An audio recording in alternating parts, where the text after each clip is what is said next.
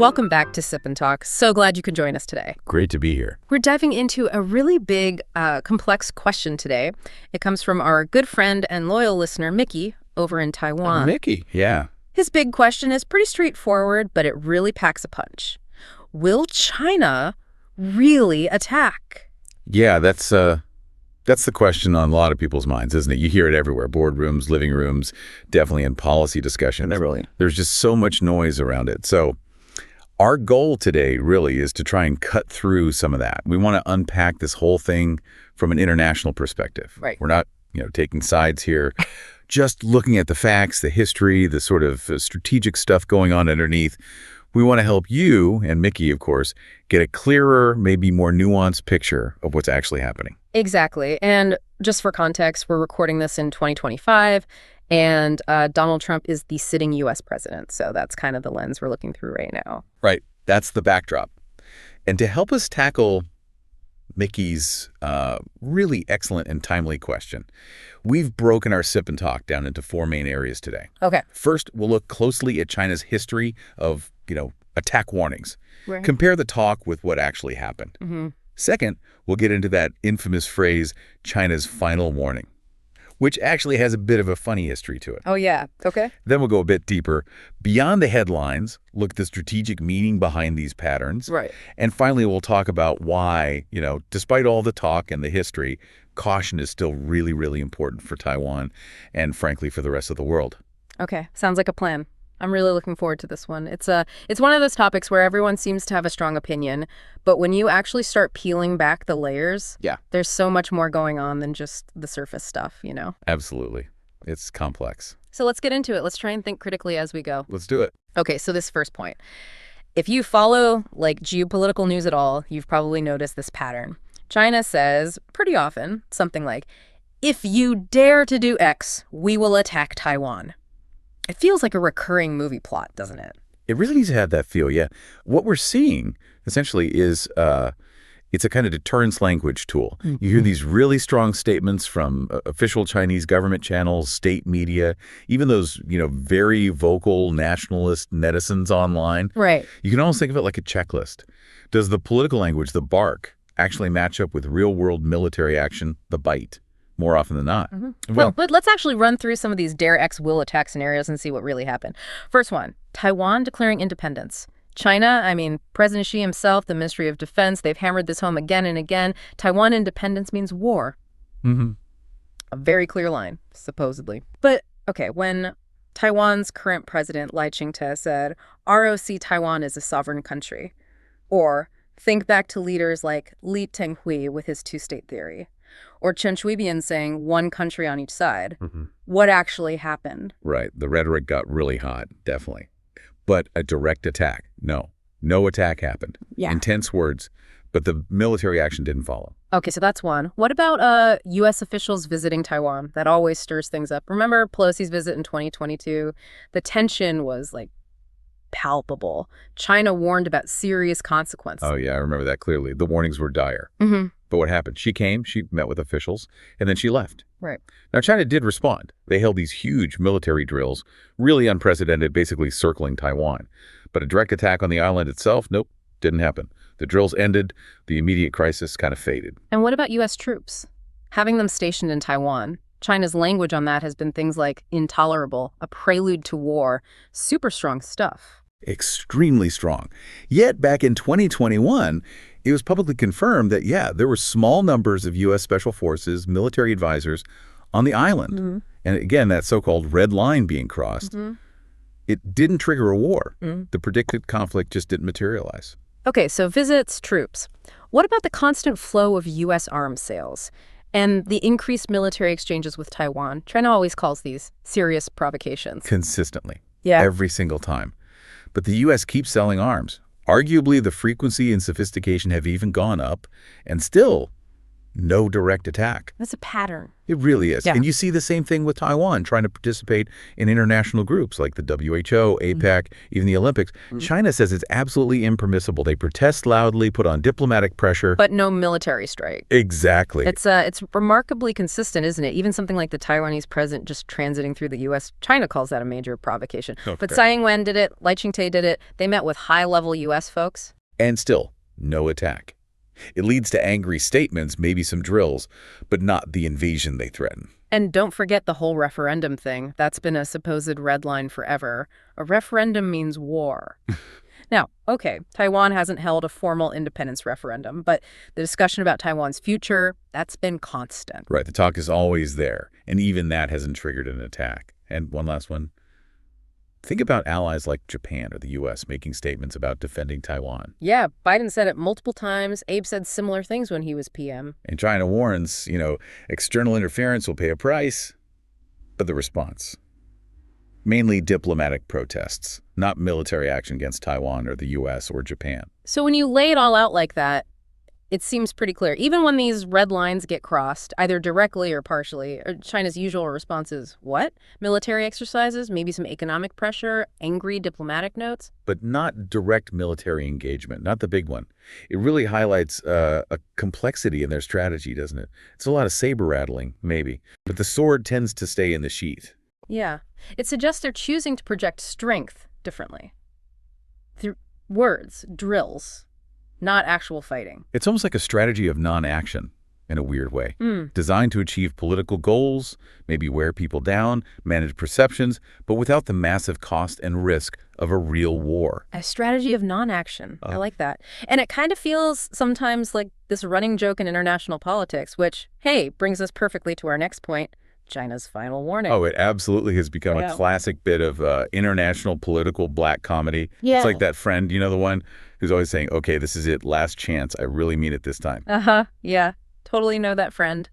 Always on the brink, but then nothing really changes. Same old story next week. Exactly that. And the history of this phrase, China's final warning, actually goes way back. We're talking the Cold War, 1950s, 60s. Oh, really? Yeah. The Chinese Communist Party used to issue these, what they called solemn warnings, whenever U.S. spy planes flew across the Taiwan Strait median line or over the South China Sea. And a lot of these warnings were specifically labeled the last time, or the final warning. Last time. You can just hear it. Pretty much. But of course, after every last warning, there was another last warning. It got to the point where by the 1970s, they had apparently racked up over 900 of these final warnings. 900? Wow. Yeah. It became such a running joke that even the Soviets, not exactly known for their lighthearted banter, started making fun of it. No way. Even the Soviets were mocking them. What did they say? Well, the story goes that Soviet journalists and diplomats used to joke that China's red lines could be erased with chalk and redrawn.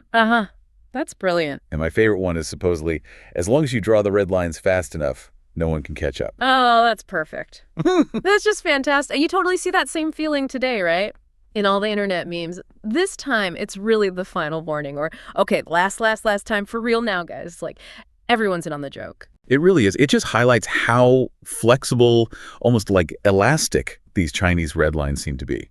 And if you compare this pattern to, say, Russia before the full-scale invasion of Ukraine, the difference is pretty stark. Okay, yeah, let's break that down. How do they really compare China versus Russia in terms of threats? Well, if you look at threat frequency, China's is consistently super high. Right. Russia's, before Ukraine, was maybe medium high, arguably. Okay. Threat credibility.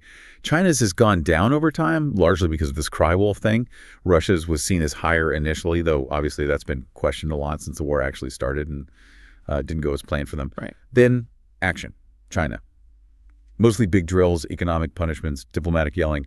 Russia, direct, undeniable military invasion. Big difference. Huge. And the flexibility of the red lines. China's seemed vague, super adaptable. Russia's were maybe relatively clear, though ultimately, misleading about their real intentions. So the image that kind of emerges is China's maybe the loudest talker, but least likely to actually fight directly, whereas Russia's more like, yeah, they will fight, but maybe at a really high cost. That's a pretty good summary, I think. Yeah. The difference is clear. Russia's red lines, however fuzzy they got, eventually led to catastrophe. China's, well, mostly haven't. It's like watching the trailer for a blockbuster movie for decades. Yeah. But the movie itself just never seems to come out. Yeah, exactly. Which leads us into the deeper stuff, right? The strategy behind all this and maybe some unintended consequences. Exactly. This isn't just about laughing at the threats. There are real strategic things going on here with this pattern of, threats and then non-action. Let's call it red line politics. Why draw so many lines? Is it just deterrence? Or is it about keeping leverage, keeping negotiation space open? That's a really interesting point. Does not enforcing the lines actually weaken their deterrence? Or maybe, weirdly, does it stabilize things by avoiding actual conflict? It almost sounds like the flip side of the old U.S. strategic ambiguity on Taiwan. It has echoes of that. The core question, I think, is when does drawing a line stop being clever deterrence, like a smart geopolitical move, and start becoming just a loss of credibility? Right. If you cry wolf too many times. Exactly. Eventually people stop listening. Or worse, they miscalculate when the real wolf might actually show up. Which kind of ties into the whole nationalism trap idea. You mentioned earlier how Chinese nationalist netizens can get really hyped up by the tough talk. Does that actually end up limiting Beijing's options? Like they whip up this intense public feeling, and then that pressure makes it harder for them to be flexible. It's a real risk, and it raises a huge question. If, the worst happened and conflict did break out, would it be a purely cold, calculated decision from the top? Or could it be pushed along by this stirred-up public sentiment that they themselves helped create? That domestic pressure to look strong, to follow through, can be immense. It could potentially override more pragmatic thinking. And what about the boy who cried wolf effect internationally? Could decades of these warnings that don't lead to war make everyone else, dangerously complacent? Are people in Taiwan or policymakers around the world just getting used to it?